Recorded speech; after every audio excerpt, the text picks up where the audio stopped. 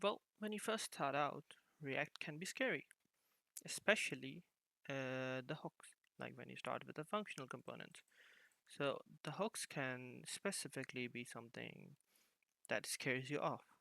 And it did the same to me when I first started out. It didn't make any sense, like why we're using this, why we're using that. So because of that, I decided to create a video to explain the hooks in a super simple manner so that it's easier to understand and easier to grasp why each is used. So this is JS Logs, where I talk about JavaScript and its related frameworks and try to deep dive into certain things. Right, let's, without wasting any time, today I will kind of explain two main hooks, useEffect and useState. These are the two main hooks that you will find that they are the most common hooks that are used in any React application. So it's like what you will come across in your day-to-day task whenever you're working on a React application. So, all right, let's, without wasting any time, let's just jump into the code itself. So this is the playground that I'm going to be using. So this is where you can select the language, you can run the code and see the output right away. I can also share the link with you guys, so it's like kind of easier to do that. Right, let's select React since we are working on React today. Let's start some kind of a template. All right, let's start with the counter. Okay, so this is basically the user state. That is the most common one that you're gonna see. Why is this used? What is use state? What is the reason for using it? Why don't we use just normal variables? So the reason is this kind of acts as a in memory. So it basically helps component remember the value of a certain variable that you want. So let's just say, for example, if I define another variable, right, count 2, and what I want to do is kind of like, because like if we increment it, it changes value, decrement it changes value, and we can reset it. So this is kind of happening because of use state. So what if I do the same operation using a normal variable plus equal to 1, and I basically do the same thing here, minus equal to 1, and pretty much similar thing here, which we reset it because we want to set it back to 0. And let's display the value as well, right, so that we see the difference, that this is counter 2 and there's the value. So now I have counter 1 and counter 2. So this one is basically using the user state. This one is just a normal JavaScript, like a variable that is defined with the let. So if I click on increment, now I can see the counter 1 is being updated, but the counter 2 is still 0. I can do the same more and more, decrement, reset it, but the counter 2 is not changing at all. This is because the component re-renders itself and it goes back to its initial value, which is 0. And it doesn't remember that, okay, maybe I incremented it, maybe I decremented it. That's where the use state comes in, that it basically remembers that, yeah, the value was incremented or decremented or maybe reset. So now if it's clicked again, I should start from the 0 again. So it remembers. It acts as a in memory for the component itself. This is basically why we use a state in a React component. All right, so that was the first thing. I hope that was easy to understand. So let's define another one, component counter, let's just effect, right?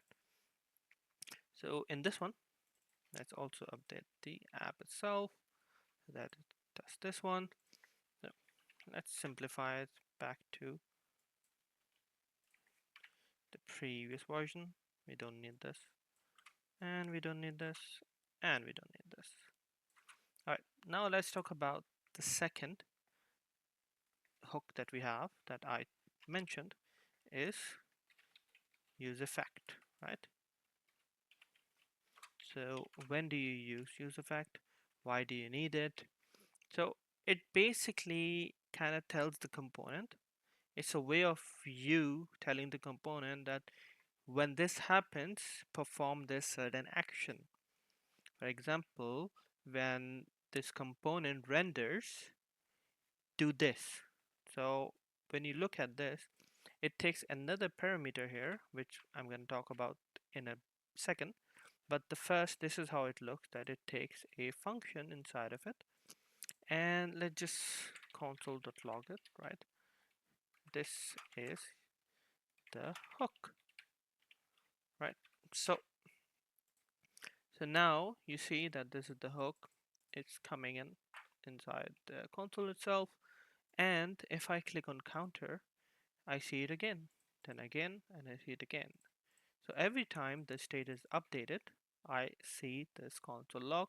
This is basically being executed, right? Anything you want to do at each render, this is how you're going to do it. You're going to tell the component via useEffect. Let's just say like I have a condition that, okay, you know what, run this function only the first time the component renders and do not run it again. The only time I want it to run is when the very first time the component is rendered, right? So I told you about that there is a second option that it takes, which we call dependency array, right? This is array. So if you want it to run only and only once when the component is basically rendered, you pass a empty array of dependency that it does not depend on anything, and this is how basically the second life cycle comes into play, that it only renders, it only executes when you render the component for the first time ever, right? Let's say it's like one, right? So it says this is the hook. The first time it renders with the default value. Now I'm gonna increment it, decrement it. It doesn't log anything anymore. The decrement, reset, or whatever, right? It does not do anything. It does not execute the function. Why? Because it only renders the first time the component is mounted or rendered itself. Now you must have some question that, okay, what do we do with the dependency array then? Does it always stay empty? No, it does not. So what I can do is I can tell the useEffect that when this variable, this state changes, do this for me, right? I'll give you a simple example with the same counter. That let's define another counter. Let's say count 2, and this is also count 2. And this one starts with 0, this one starts with 1, and we pretty much say, okay, when count 2 changes, that's when you have to log the value, otherwise you do not log the value, right? And we do the same thing. We define a second counter. Let's say hr, oh, my bad, hr, and then I do this counter 2, and I display the value of counter 2, and do the same thing here, here, and here. Oops, here, right? So now I have counter 1 and we have counter 2. So as you can see that the initial value was 0 for counter 1 and initial value was 1 for counter 2. Let's clean out our console. So this will only run when counter 2 value changes and not counter 1, right? Let's just say I incremented counter 1. I don't have any log. I decremented, no logs. I reset it, no logs.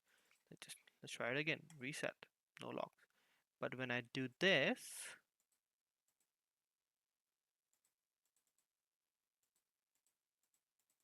okay. What did we change? Count 2, count 2, and count 2.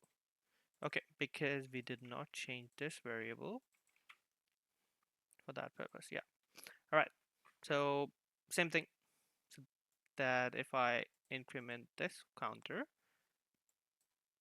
no logs. Decrement it, no logs. Reset, no logs. Now I increment the second counter, I see the log. I decrement it, I see the log. I reset it, I see the log. So every time this changes, I see the log, and every time this changes, I don't see the log at all. So this is basically tells the component that watch for the value of count 2. If it changes, execute this function. So this is basically kind of another use case, another way that you use useEffect hook, and you tell it that okay, based on you depend on the value of this variable for your execution. So this is how React hook works. These two, useState and useEffect. I hope I was able to explain it in a simple terms. If you have any question, leave your comment below and I will try my best to answer. If you want to see something else explained in a simple terms, let me know. I will make a video on it. Thank you so much and see you in the next video.